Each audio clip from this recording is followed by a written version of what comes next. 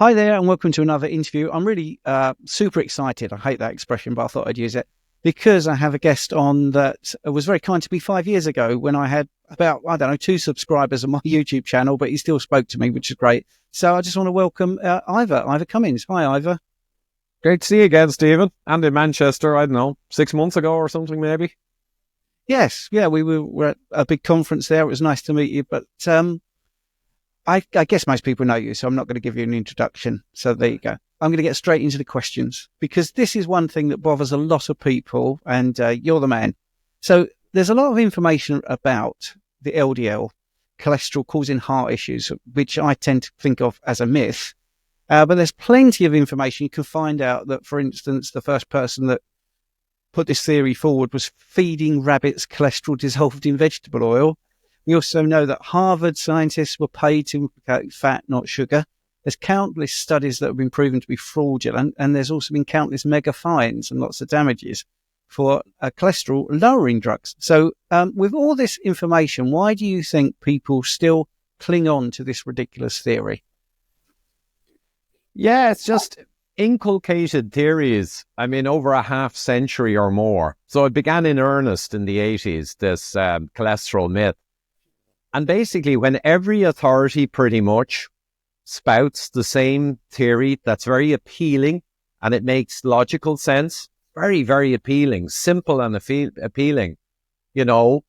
Cholesterol is found in the plaque, the atherosclerotic plaque, clearly, and that's a fact. Cholesterol substances are in there. And fat, they show a sink and a drain. Up until even 2009, I think, in Britain, they showed that ad, and then it was taken down in embarrassment because it was getting a little embarrassing at that stage. But it was a beautiful image used for decades. Fat going down the drain will clog the pipes, and it will. It's true. So cholesterol's in the arteries, fats, intuitively, fat in your blood is a bad thing, and that's true. So when you have high blood fats, you're diabetic, you have free fatty acids. So even that's true. But the actual real truth of cholesterol, fat, and heart disease is a little more subtle and nuanced and a little counterintuitive. Because, of course, the fats you eat, triglycerides, are healthy food energy, and they're split when they come through your stomach into 3 monoglycerides, and then they're repackaged together into chylomicrons and sent around the body. So the idea that the fat would just willy-nilly get from what you eat into your blood is absurd. It's completely processed to the nth degree. So that's not intuitive. So they use the intuitive, simplistic kind of visuals, and people agree with them because they make sense to the average layperson. The layperson has no knowledge of the science. That's what they trade on, of course. All the pharmaceutical and the food companies, they know the vast majority have no clue about the actual metabolic science. So if you keep up a big lie, i.e. so big, after decades, it becomes impossible to believe that it could be a lie. Humans are like that. They're just saying, yeah, so all the experts have been wrong for a half century. Ha, ha, ha. And this is the ignorance of the masses. Yes, when there's collusion, mistakes are made. They turn out to be profitable to the tune of hundreds of billions of dollars. I'm not saying originally they made it up to make money. I think they got lucky, the scientists were idiots, and they made a mistake. But when the mistake starts making hundreds of billions of dollars and basically funds the 2 biggest and most corrupt industries on the planet Earth, which are food and pharma, okay, you got arms manufacturers, but you know what I mean, the huge ones, there's no way that'll be allowed to change. So industry simply funds key opinion leaders, KOLs, and this is documented. They fund the top professors in cardiology and food science and nutrition, and they only need to fund a tiny percentage of the experts. Because once they've got a few top guys in their pocket, well, they're thought leaders. And no one else wants to get in trouble by saying it's all a lie. And if a person says, like, the kid in the emperor's new clothes, says, hold on a second, the emperor's naked, and points out, and we'll get to that in a moment, the obvious disparities with this ludicrous hypothesis. Well, if someone points it out, they're going to get in trouble. Their grants are going to be stopped, and they're going to be called a conspiracy theorist. And that seals the deal. And that's why it keeps going. Yeah, and I think you're right about there's a money motive. I mean, that advert, by the way, someone brought that up the other day, and I said, well, that is feeding into your lack of understanding that your body is not room temperature. So warming up fat actually makes it a lubricant rather than a clogging agent. What about hot sugar? How about that? What if you boiled up sugar? What would that be? And they're like, well, that's really sticky and gooey. And I'm like, okay, just think of it differently. Don't think about putting fat down the sink at room temperature. Think about putting a load of sugar down there at body temperature. Then you're going to be clogging up your sink that way. But anyway, I think one of the things that annoys me is, like I say, seemingly intelligent people just won't open the door to any sort of thinking about this. And the biggest example I have, and I think you've heard this before, is people will go to their doctor and they will have a lower body composition problems and lower blood pressure. Their diabetes will be reversed. They'll be sleeping better. They'll have less anxiety. The doctor will actually say, you look amazing. What have you been doing? And they'll say, well, I've been doing ketogenic diets. Oh, well, that'll kill you. And that'll kill you because LDL is high. And I think that's one of the things that doesn't make sense to me. Do you think that any of them will actually start looking at the evidence of their eyes rather than what they're paid to say? Yeah, generally, you'd like to say, yes, everyone's going to wake up in the next few years and boom, it'll all be about truth and science. We're not naive. So the doctors, I mean, it is, and this is not a judgment or criticism, it is just a fact, and I know it. And I have a vast array of doctors in my network and professors and academics at a high level. And they would say the same. There's an enormous arrogance in medicine. And especially as people now, become Google doctors, the arrogance it's become even more entrenched that lay people, don't know medicine. I spent 6 years sweating my butt off to do medicine. And in fairness, I have relations who've been through it. You learn a mountain of stuff. It's challenging. So then you come out the other side, you're not going to tolerate lay people telling you about stuff they saw on the internet. And that's where they treat anything questioning cholesterol, because they know to a certainty that cholesterol is clearly one of the major drivers of heart disease. They know that. They don't think it, because there's no way their whole profession has been wrong on a fundamental for a half century. That can't be possible. So that's their mindset. So they're lost. But what was the other question by the absurdity of it? The absurdity of it is self-evident, in spite of what I just said. I mean, in critical thinking and in coming to facts in a nuanced issue, the key thing is to create a hypothesis, okay? And then the key thing is not to prove the hypothesis. I found out decades ago in complex problem solving, you actually kind of largely have to do the opposite most of the time. You need to try and break your hypothesis. And that's because of Professor Karl Popper, one of the fathers of logic philosophy. And he talked about the asymmetry in proof. And it's just a thing of beauty. It seems so obvious, but he is the one who coined or made up the whole thing. And he said there's an asymmetry in proof. And what it essentially means is you can have a hypothesis that cholesterol is a big driver of heart disease. And you can find 1,000 pieces of evidence that indicates that hypothesis appears to be correct. And if you get one piece of evidence that goes against the hypothesis, and if it's dependable, obviously not a trivial, incorrect piece of evidence, but a solid piece of evidence that actually conflicts with that hypothesis, the hypothesis is dead. It's over scientifically. Now, you can rewrite your hypothesis to account for that black swan, but that's a different matter entirely. So with cholesterol, the funny thing is, I have a huge collection of black swans for LDL cholesterol, that it cannot be a major driver. And Dr. Malcolm Kendrick, of course, wrote the book, The Clot Thickens, and he puts them all in there. It's easy. So I have literally done blog posts back in 2014-15, just listing the black swans. And remember, as Popper said, one black swan, the hypothesis is over. And we can literally list black swan after black swan. It's a farce. People don't realize it's not just that the cholesterol hypothesis that LDL is a primary driver of heart disease is incorrect. It's laughably incorrect. Yes. And that's impossible for people to get into their little peanut skulls because, again, so 50 years of professors in medicine are all wrong? Ha, ha, ha. Yeah, it's very That's it. frustrating. Yeah. I mean, I did, well, I'm now into my 15th year as a specialist practitioner in diabetes and obesity. But in the first 5 years, I believed all the high carb nonsense. And the type 2 diabetes is a progressive chronic disease and you can never turn it around. I believed that. So I've been in that situation until I started dealing with actual real people, and seeing those results. And I have said this before, but at first I thought, I've got a success here. This person coming through the door. This looks good. And to a person, when I asked them what they were doing, they literally said, ignoring your advice and doing Atkins. They didn't say carnivore, they didn't say keto. Just on that, Stephen, you told a story either, it might have been before you started recording, but about that where someone goes out and does it and then they get incredible boost in health. They look fantastic and their blood's outside of LDL, but the ratios, the important measures are all better. And the doctor still says, you're going to kill yourself. So that's religion. I mean, there's no question because it's based in no science. It's a religious ideology. It's a belief system.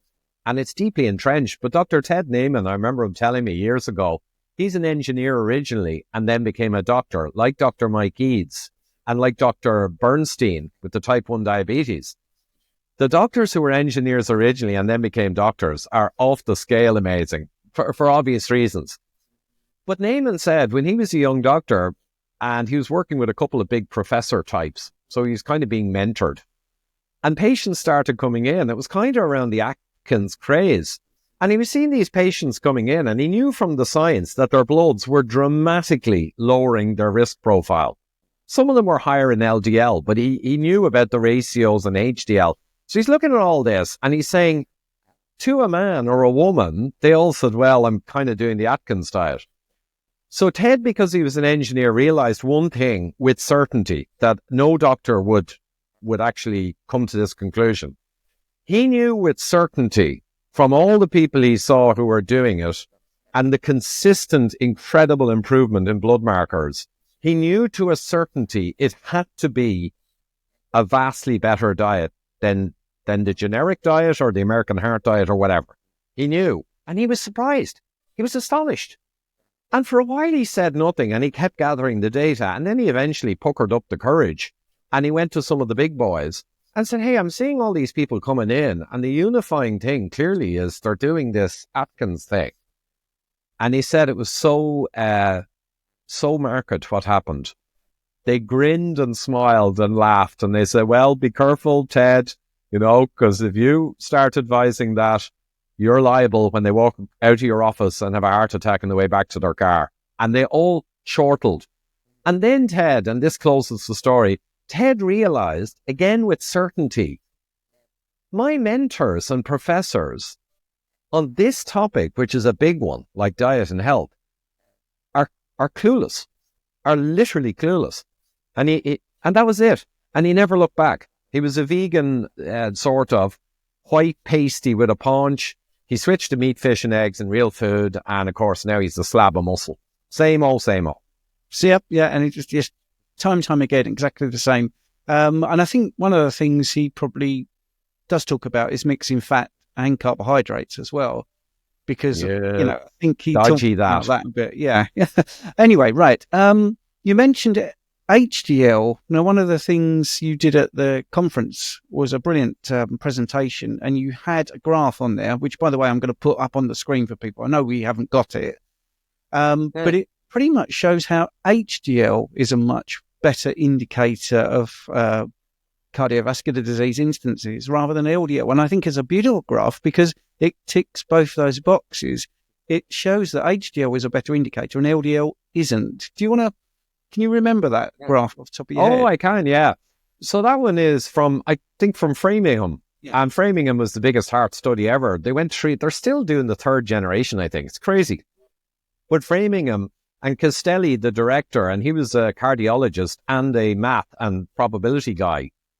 So he did a paper and kind of said that. He basically said from Framingham, essentially, the things that predict future cardiovascular disease are HDL and triglycerides, not just in the Framingham study, but in the Men's Health, and he listed out the US Vet, whatever. He listed out several other studies. He was basically saying in a published paper in 1991, the head of Framingham was saying, actually, guys, it's HDL and trigs, which is insulin resistance.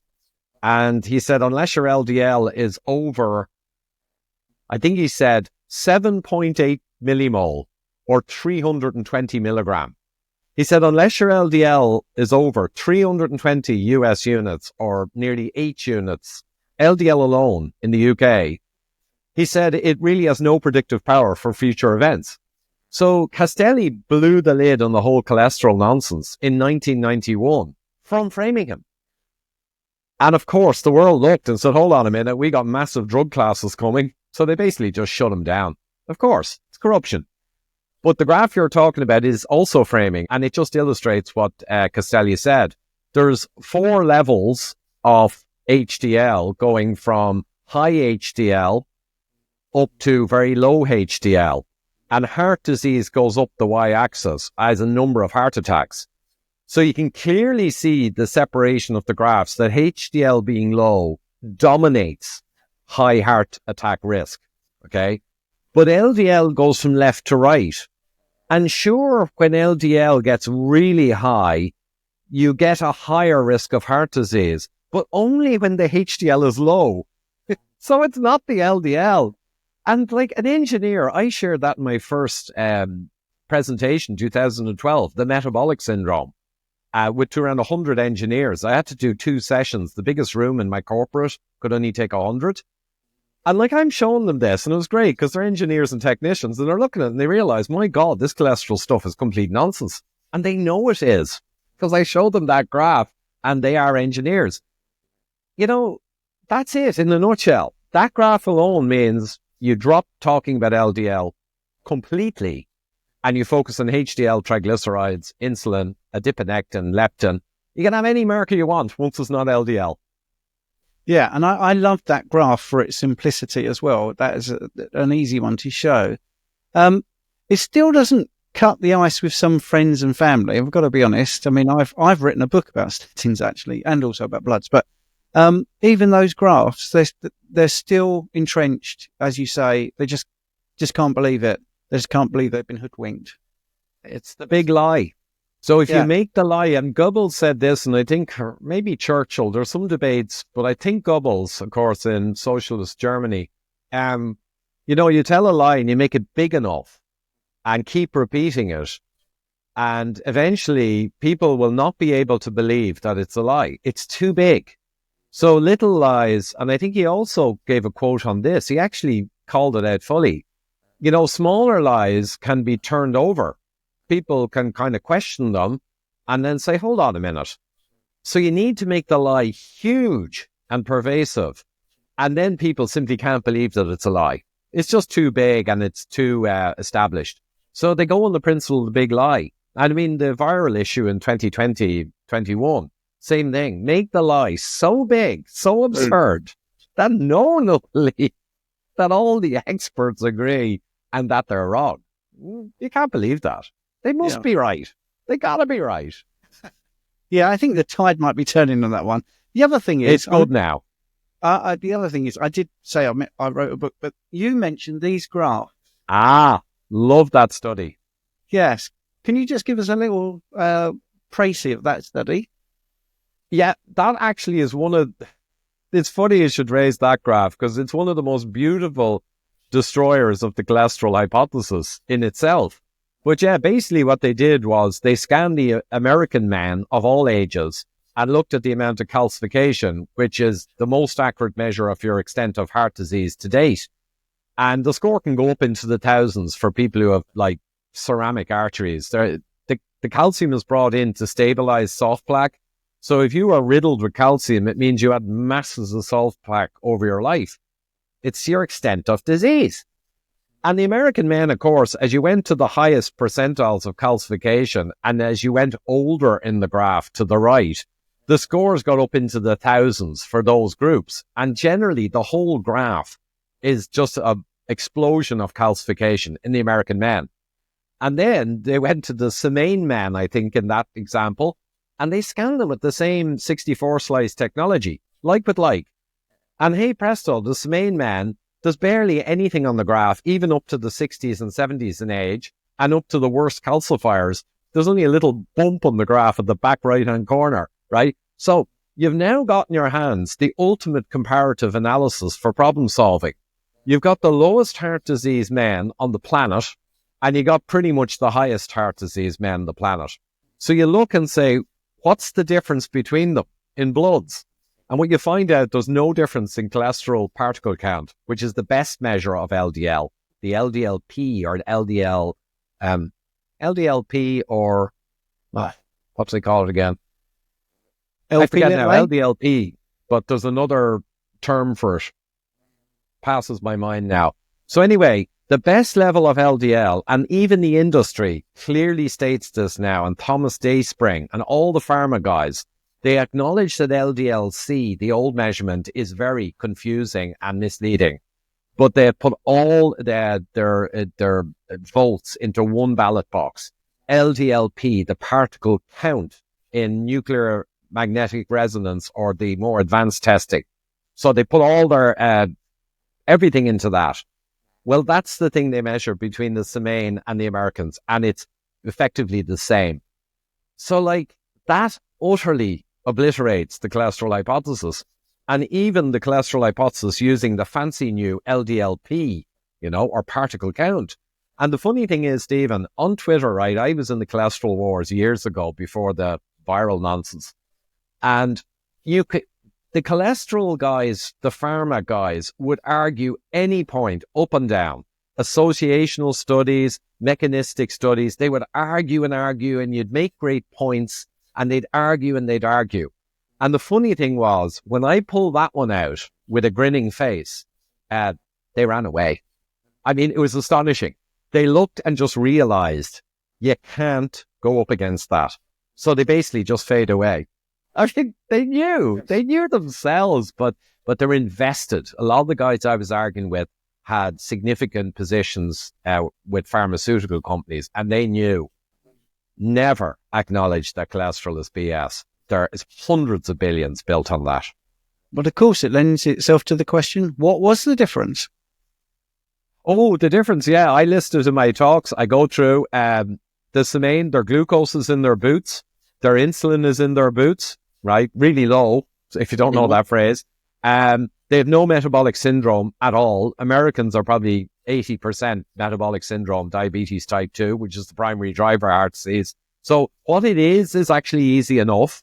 It's insulin resistance, hyperinsulinemia, and you can add in poor sleep. You can add in, stress. All those things are relevant. But like, it's donkey level obvious that the Americans have every real risk factor against them. And the Tsimane in their indigenous populations eating meat, fish, and eggs, and healthy carbohydrates that are unmechanically processed, not mechanically processed, and they don't have vegetable oil. So if you take away the primary cause of heart disease in the population, or you don't introduce them, you don't get heart disease. It's not rocket science. Well, it's not. The insulin part leads me to this question, because I think you're an advocate of testing bloods. Adiponectin is one of the things I think you say is a good thing to get tested. Why do you say that? Yeah, you see, insulin resistance is essentially a dysfunction of subcutaneous adipose tissue. And this concept's gone out a lot before, that your personal fat threshold, or PFT. So Indians genetically are less easily able to just produce lots of subcutaneous healthy fat. So they produce a certain amount, and then they tend to pronounce a belly, with visceral fat, because they've got a limit genetically, broadly, not every Indian, broadly. And Dr. Ron Rosedale said, diabetes type 2 is the price you pay for not being able to get any fatter. This is the nub of it. So people who can get very fat with healthy, non-insulin resistant, small, healthy fat cells, lots of them, they don't get diabetic. And on the other extreme, so you can have 400-pound monster men and they're not diabetic. And the other extreme, people with lipodystrophy who are much worse than Indians, they really can't make subcutaneous fat, and they all look ripped. They look great if you really want to be super slim. They've got washboard stomachs, and they have very little fat. They are all type 2 diabetic, insulin resistant.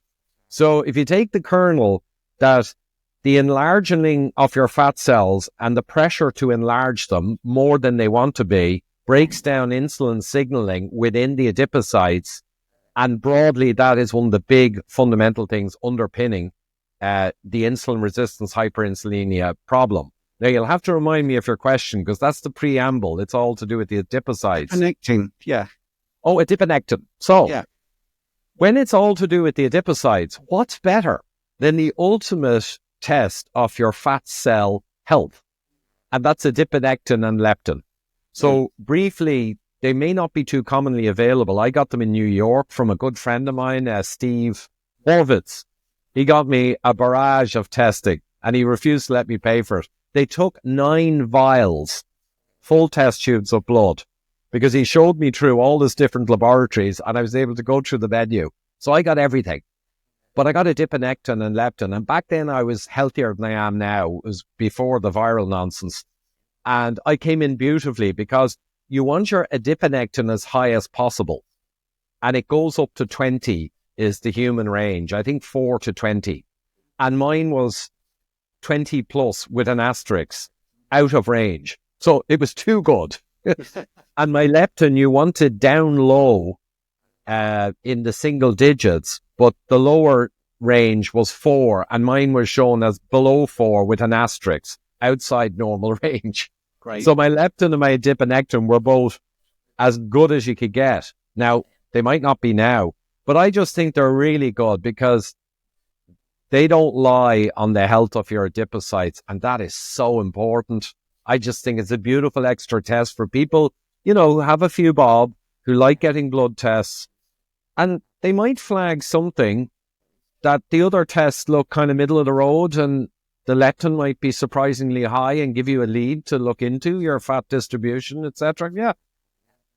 Yeah, I mean, I'm very old school, and I'm going to admit this. I don't normally say this, but when I started 15 years ago, I was actually told by somebody who had been the diabetic specialist in a clinic for like 30 years before I'd even started. And he said, you know how we used to test diabetes? We'd get the person to walk towards the wall, and if their belly button touched it before any other part, they were probably diabetic. Yes. And Ted Naiman said that when I interviewed him in Seattle many years ago. I wanted to get the simple core from him for lay people. I was focused on lay people, and I didn't want us to have a doctor-engineer chat. And he said, yeah, waist to height ratio is one of the best measures. Forget BMI. And waist to height, you don't have to worry about American or UK units. It's 2 to 1. So if you have half the waist circumference, now it's a harsh measurement. You're meant to stand there and just let your breath out and relax. There's no cheating. But if you let your breath out, very few people have half the waist circumference of their height. Very few. So if you can even approach it, it's pretty good. So it's an amazing measure, and it lines up perfectly with that rule of thumb. I thought you were going to say diabetic tasting the urine, because doctors back 100 years never do that. yeah. But way back they did. Doctors weren't bothered. They would actually just take samples and just taste it back in the early 1900s. Different days. What you just said, and I reckon you haven't heard this before, but what we used to do was get string, okay, and get the string to the height of the person, and then fold it in half, and that should be a perfect belt. It was perfect. But how many pass of general population now? I mean, hardly anyone could do that. Yeah, I know it's fantastic, but mostly only have lipodystrophy people who are going to pass it nowadays. But that's it. It's a great measure, because it is the true ancestral measure. So if you went back thousands of years ago, or to any indigenous tribe, broadly speaking, that's unaffected by the West, and you get your bit of string, it's going to cover obviously women who are pregnant, or the mamas sometimes eat a lot back at the camp, and they get fat, but it's a healthy fat. But you look at all the men, hunters. I mean, They're all going to pass that test. You see, people don't believe that diabetes 15 years ago was not such a big deal. I mean, I loved Dr. Unwin's talk at the PhD this year, where he said, you know, kids having diabetes when he started was pretty rare, and it was called late onset adult diabetes. That's what it was called, because most people that got diabetes, it was later in life and they were adults. It was unusual. Yeah. So even only just 15 years ago, I'm not really that, I'm only 60. I mean, I can remember when diabetes was unusual. That's why I was interested in it. Now it is the norm. I mean, all my consultations, I would say at least half have pre-diabetes. I hate that expression, or diabetes. But the other thing I was going to ask you about, actually, and I forgot earlier, it bugs me, I don't know if it bugs you, is the use of proxy markers. So what I mean by that is, in a study, they'll say, we lowered heart disease incidence or risks, but actually what they lowered was LDL.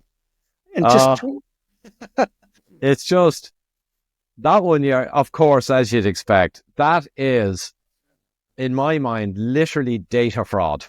And I said this a lot during the viral issue. I've just said that's data fraud. And I wasn't mincing my words, because it's not just bad practice, it's fraud.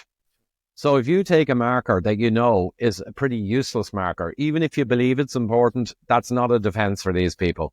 You're taking a marker you know for a fact is useless and it's all over the place.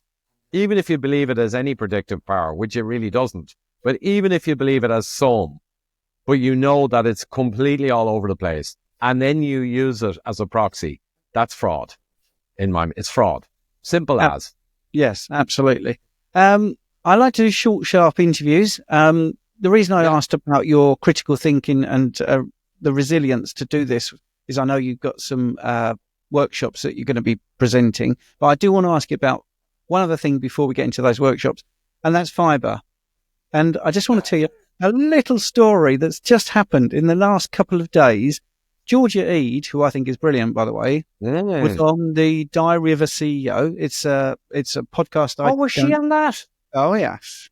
Oh, wow. I got to watch that. George is a good friend of mine. You have to watch girl. That. And she did that study with Professor Westman on the 28 or so, intractable psychiatry cases in an actual hospital. And they got amazing results with keto in 3 months. Right. Well, I think she's had over 700,000 views. But the thing that's got the biggest traction is when they talk about fibre, because the host cannot believe that fibre is not essential. And he says something along the lines of, yes, but isn't it really good because it stops you having a glucose spike? And Georgia just went, well, where are you getting all the glucose from? Yes. So this is a sort of proxy argument, isn't it? It's only going to reduce the spike if you're eating enough carbs to get a spike.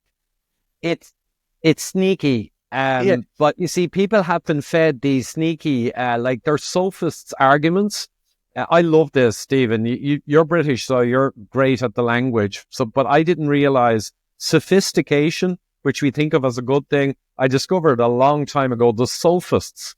And the sophists had arguments that are very clever and convincing, but not correct. It was a way to debate clever but untrue arguments. Well, that's exactly this. The fibre industry and all the vegans, and they have clever but false arguments, same as the fat and the cholesterol. But Gabor Erdoshi explained this for me beautifully in 2016. I think it's worth throwing out there. I always thought of the carb as broadly not being good and unprocessed carb as not really being that bad. Hence, the indigenous populations, they don't really have a problem. They don't get diabetic if they're left alone. They don't get vegetable oil and all the other junk and refined carb. But Gabor had pureed apple and real apple and apple juice and loads of studies that pretty much proved, and mice studies and human studies, literally the problem with carbohydrate, almost by definition, is mechanical processing of it. And once you grind it down and make it the GIP hormone fly up when you eat it, especially if you mix it with fat potentiates the problem. It's the problem. And he made the point so eloquently that fiber is only correlating with good outcomes because foods broadly with fiber, if they're unprocessed, you're just seeing that unprocessed foods are good. But what the industry has done is it takes processed foods and adds back in fiber to get the number on the box up. And that's useless. So absolutely, fiber is only a proxy for no one ground these carbs up into paste.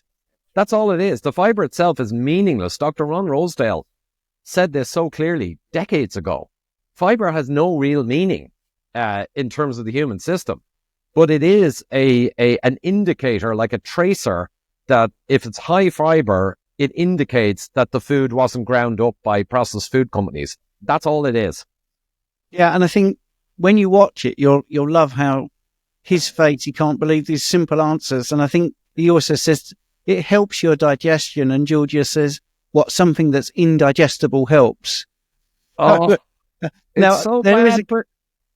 it's so bad. There is a kicker. They've actually put a community note on that to say that fiber is essential. Of course they have. Of course they have, because they're liars. They're frauds. But you know what? Fiber Menace is a book that came out 15 years ago. I never read it, but from the reviews, I'd say it's bang on. It probably costs $3 now on Kindle. So anyone who has any doubts about what we're saying, just get Fiber Menace. And the other thing is, I always share the study for fiber. When anyone ever asked me about fiber from the audience, I used to keep a backup slide because I didn't want to cover it by default, but I just flicked to the end of the slides. Study with 120 or something severe constipation patients. These guys are the acid test. And they basically said in the study, fiber's meant to be better for bowel movement and gut health, blah, blah, blah.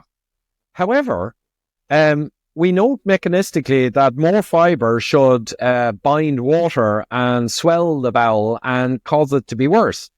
And they listed out the reasons fiber, abrasiveness and lack of blah, blah. They listed out the reasons why every technical mechanistic indicates fiber should be worse for people with any bowel issues.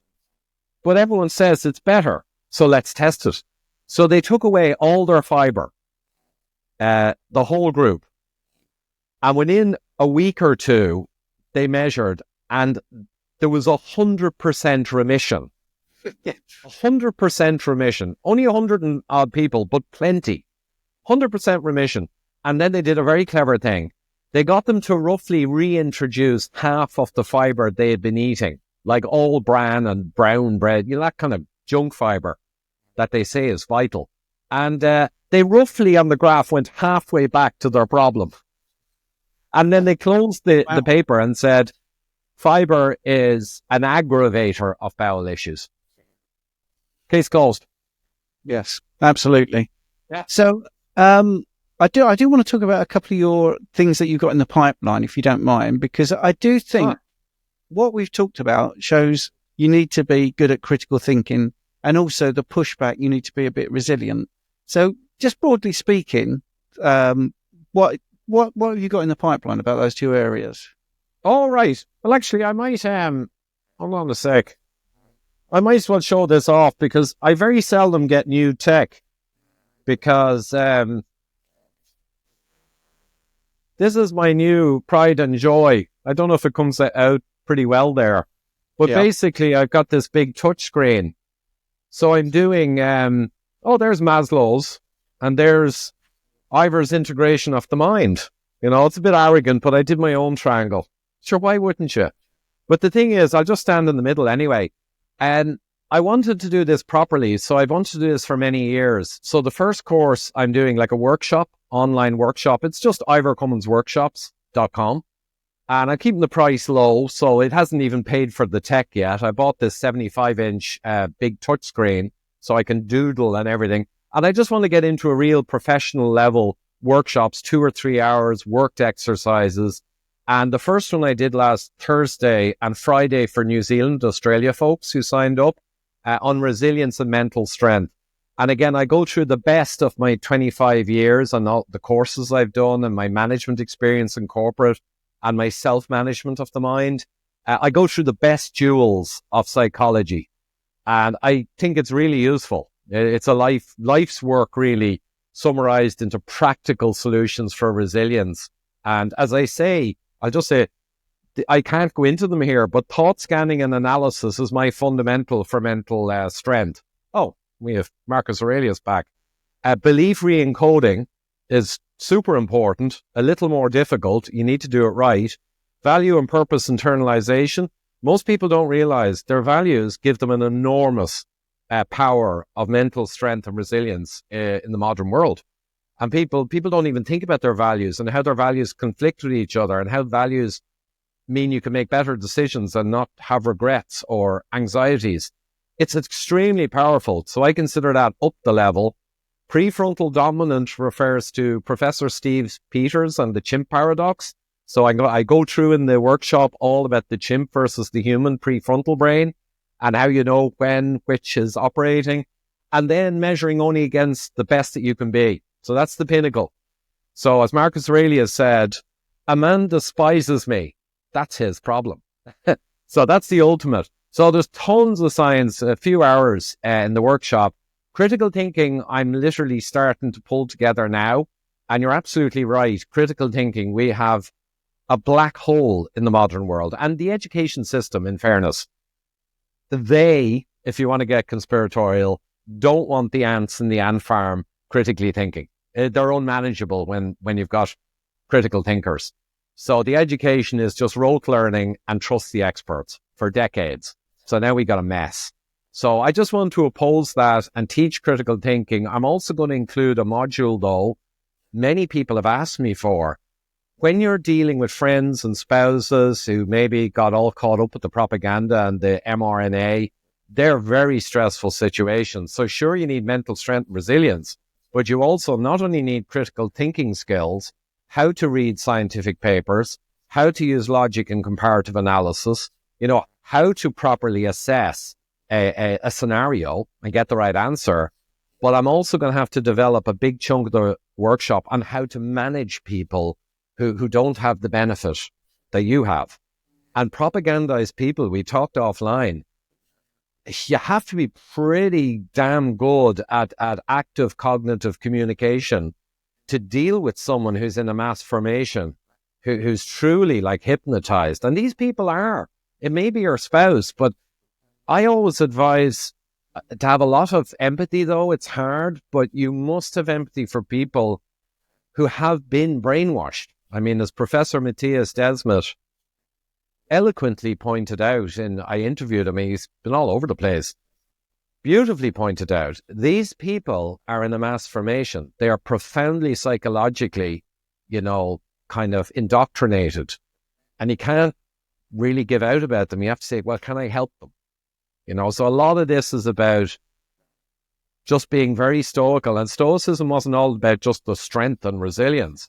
It was about accommodating other humans and being virtuous and dealing with people in the best possible way that you could deal with people. So stoicism is more than just being a hard guy, right? Brilliant. I think it's going to have such a good place in this way of eating, because I think the more we all learn, one of the things I always say is the more I learn, the more I realize I don't know. I think we have to get across to people, in a way that they understand, and I think a lot of very compelling people just know how to communicate on the plant-based side. They've got the money, they've got the advertising, they've got the propaganda, and they've got everything behind them. Well, but we've got rights behind us. I know that's really cliched, but we have experience people actually reversing these conditions, reversing I've got success stories on my YouTube channel of people reversing their kidney disease, fatty liver disease, type 2 diabetes, blood pressure, mental health is improving.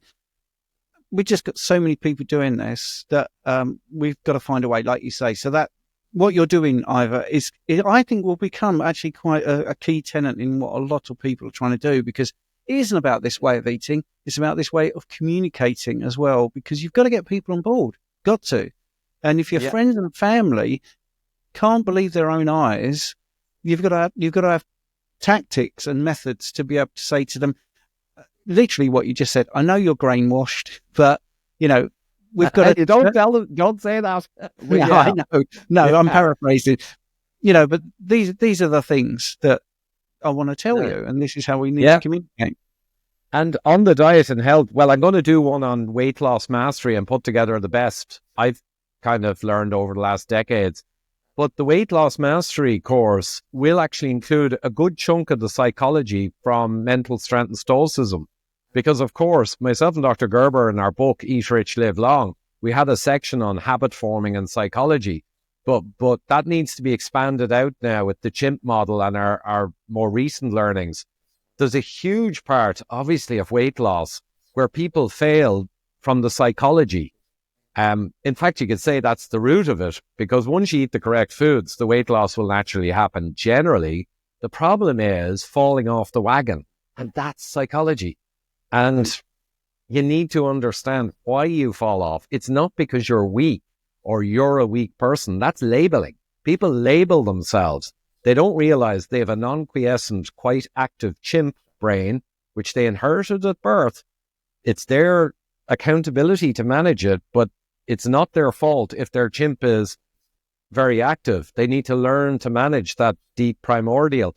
And the primordial brain, unfortunately, will eat all it can get its hands on because it's just fight, flight, freeze and feeding and indulgence. So anyway, long story, but I'm going to have quite a bit of psychology in the weight loss for that reason. Yeah, for sure. Brilliant. Well, Ivor, thanks for your time. I won't take up any more of it. It's been a big pleasure to meet you again online. Absolutely, Stephen. And we'll do it again. Cheers.